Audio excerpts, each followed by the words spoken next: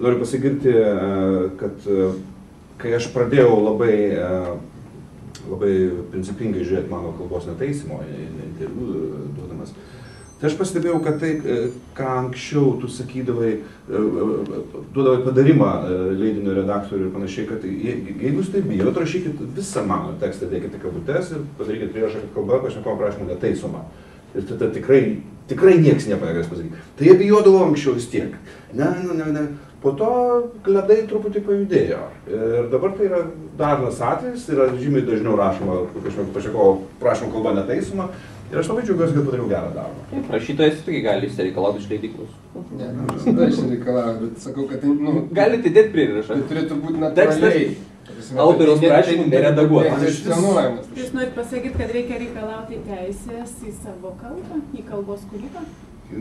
Tas dalykas eina be sakymo. Negalima sakyti eina be sakymo, nes iš anglų kalbos, nors iš tikrųjų logika nepažįsta. Be abejo, mano galva, viskas, ką tu sakai, yra autorinis turinys.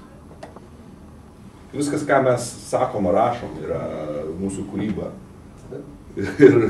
Televizijoje mes nededam šios tekstų, kuris taiso blogai pasakytus pašnekovai. Ir apskritai reikia pasitikėti vieni kitais ir palikti kalbos kultūrą, vidinės kultūros mechanizmams reguliuoti. Tiesiog kodėl taip yra nepasitikimo?